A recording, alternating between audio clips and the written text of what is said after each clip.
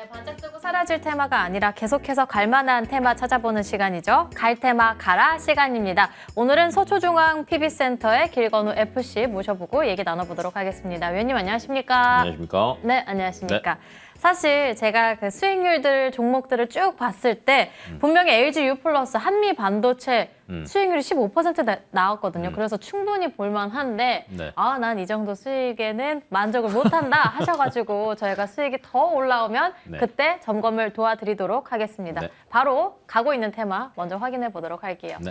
첫 번째 가고 있는 테마, 우리 위원님이 말씀해 주신 대로 어제부터 계속해서 관련한 이야기가 나오고 있습니다. 우주 로드맵 선포, 우주항공주 주가 고고라고 말씀을 해주셨네요. 네. 비츠로테크 AP 위성 10%대 급등 6%대 오름세고요. 켄코아 에어로스페이스, 한국항공우주, 세트랙I 일제히 항공우주와 관련한 종목들이 강한 흐름 나타내고 있습니다.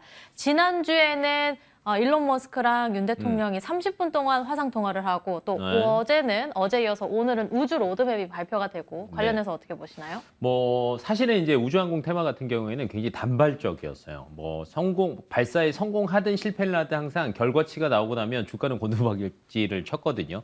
그리고 항상 자주 있는 이벤트가 아니잖아요. 근데 지금 뭐 우주 경제 로드맵을 발표를 하고 항공청을 개청한다라는 것 자체가 앞으로는 이런 이벤트가 조금 많아질 거다라고 인식을 하시는 게 저는 맞을 것 같아요. 그래서 단기적인 테마보다는 조금 더 길게 보시라고 저희가 한번 가지고 와봤고, 실질적으로 진행사항을 본다라고 하면 지금 당장 뭔가가 되는 건 아닙니다. 뭐 입법 예고하고 내년 1분기 때 국회에 제출하고 추진단 출범하고 실질적으로 진행이 되는 것들은 아마 내년 하반기는 돼야 될 거거든요. 그래서 이제 긴 호흡으로 봐라라고 저희가 말씀을 드리는 거고, 그리고 이제 미국에서도 사실은 달 탐사라고 하면 저희가 옛날에 구소련 생각나세요? 미국이랑 구소련이 또 열심히 그 첫발을 내딛기 위해서 싸웠던 그 시절이 갑자기 지금 몇십 년이 50년이 흐르고 나서 또 다시 시작되고 있는데 이제 민간 주도로 시작이 되고 있다라고 생각을 하시면 되는데, 이게 아르테미스라는 프로그램인데 지금 1호가 아주 순항 중입니다. 그런데 이 안에 지금 마네킹이 타고 있어요. 근데 2호 때는 사람이 탄다라고 하고요. 25년도에는 달 착륙을 실제로 한다라고 해요. 근데 이게 진행이 되려면 1년의 우주 발사체에 대한 이벤트가 우리나라도 물론이고 해외, 전 세계적으로 본다라고 하면 여러 번 일어날 수밖에 없는 상황이 지금 만들어지고 있다라고 생각하시면 될 것 같고요. 그다음에 우리나라도 누리호도 잘 쐈고요. 다누리도 성공적으로 발사를 했기 때문에 지금 진행 중인 사업 자체가 차세대 발사체 개발 사업에 대해서 지금 예비 타당성 조사를 하고 있거든요. 이 진행 속도 조금 빨라지지 않을까라고 보고 있어서 앞으로는 이벤트가 아니라 긴 흐름으로 우리가 꾸준하게 봐야 될 테마구나라고 접근을 하시는 게 맞을 것 같습니다. 네, 단기성인 이벤트로 볼 것이 아니라 계속해서 길게 그야말로 갈만한 테마로 보는 게 맞겠다라고 말씀해 주셨어요. 그럼 그중에서 이번에 켄코아 에어로스페이스를 꼽아주셨네요. 저희 사실 종목들 많은데 이 중에서 켄코아 에어로스페이스를 꼽아주신 이유는? 뭐 대표적으로 하면 한국 항공우주가 있겠죠. 근데 이제 뭐 주가나 여러 가지를 고려를 한다라고 하면 저는 켄코아 에어로스페이스가 조금 더 낫다라고 보는 게 우주 발사체만으로 사실은 매출이 크게 아직까지 발생하는 기업들은 별로 없거든요. 그래서 켄코아 같은 경우에는 기존에 뭐 보잉이나 에어버스, 로켓드 마틴 같은 고객사를 주요 고객사로 두고 있어요. 그리고 이미 보잉이나 에어버스 쪽에서는 기존에 코로나 때부터 2년 넘게 여객기를 화물기로 변경하는 사업들을 꾸준하게 해서 매출도 꾸준하게 상승을 하고 있고요. 그다음에 우주 발사체에 들어가는 특수 소재를 미국에 있는 자회사를 통해서 이미 나사랑 스페이스X에 공급을 하고 있습니다.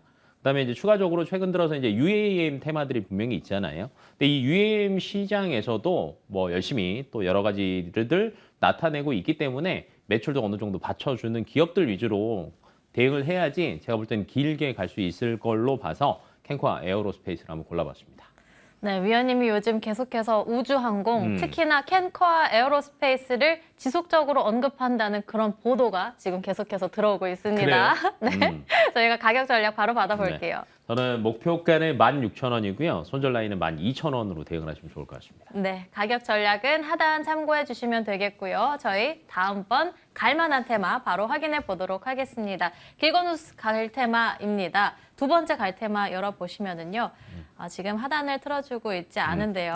내년 원전 해체 본격화. 네. 수혜주는 어떤 종목일까 제시를 해주셨고 관련한 종목들 바로 확인해 볼게요. 비츠로테크 6%대 오름세, 대창솔루션, 세트랙아이, 비츠로시스, 포스코 ICT 이렇게 꼽아봤습니다. 사실 원전 해체하는데 한 개 해체하는데 1조 원이 든다고 전 사실 몰랐거든요. 돈도 많이 들고요. 몇 년 걸리는 줄 아세요? 15년. 15년. 네, 그거 제가 어디서 또 기사를 들었네요. 봤습니다. 네, 예. 그러니까 기존의 방사능 물질 없애는데 5년 정도 걸리고요. 안에 이제 시설이라고 하죠. 이거 제염 처리하고 뭔가 하는데 8년. 그 다음에 그 시설에 대한 부지들을 또 정리를 해야 될 거 아니에요. 이거 2년에서 총 15년이 걸리는 사업이에요.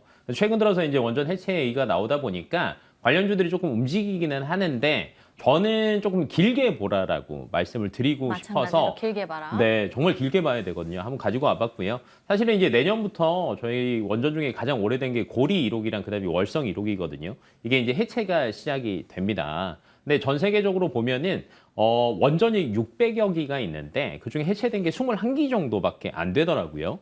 근데 이미 영구 정지가 된 것들은 향후에 이제 해체 수순을 가야 되는데 전 세계 영구 정지된 게 203기 정도랍니다. 오. 네. 근데 원전을 해체할 수 있는 나라가 사실은 많지 않아요. 영국, 미국, 프랑스 이 정도밖에 원전 해체를 해본 경험이 없고요. 우리나라도 사실은 없습니다. 기술력은 보유를 하고 있지만 아직 실질적으로 대형 원전을 해체를 해본 적은 없어요. 그러다 보니까 지금 원전에 대해서 저희가 수출을 굉장히 수주 잘 받고 있잖아요. 그러면 해체에 대한 것들도 만약에 이 고리 1호기 또는 월성 1호기에서 어느 정도 보여줄 만한 성과를 보여준다라고 하면 사실은 수주할 때도 굉장히 좋죠. 우리가 수주뿐만 하는 거 아니라 관리, 마지막에는 말 그대로 해체까지 원스톱으로 다 처리를 할 수 있다. 이런 것들을 정부 입장에서도 조금 가져가려고 하고 있거든요. 그래서 길게 보신다라고 하면 저는 충분히 가져갈 만한 테마이다라고 보고 있습니다. 네, 충분히 길게 볼 만한 테마다 말씀해 주셨고 이 규모가 어떻게 될까요? 규모가 지금 영구정지 규모로만 보면 한 203기 정도 되거든요. 뭐 한 기당 거의 1조에서 2조 정도 계산을 한다라고 하면 한 550조 정도 네, 규모인데 근데 이게 향후 100년간 네, 그렇게 따지면 그렇게 크지는 않아요.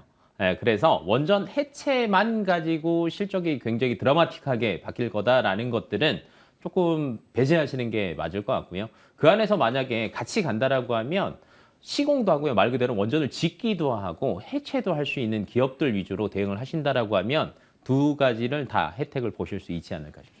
네, 너무 원전뿐만이 아니라 다방면의 사업을 진행하고 있는 곳이면 더 좋을 것 같은데 그래서 우리 위원님께서 현대건설을 또 꼽아주셨어요. 현대건설이라고 하면 네. 이미 네옴시티 그리고 여기에 소소하게 좀 그 둔촌주공 재건축 관련한 이슈가 있기도 하잖아요. 이번에는 원전이니까요. 여러 가지 이제 많이 얹고는 있는데 현대건설 같은 경우 어찌됐건 수주했다라고 얘기를 하면 주가는 조금씩 반영이 될 수밖에 없거든요.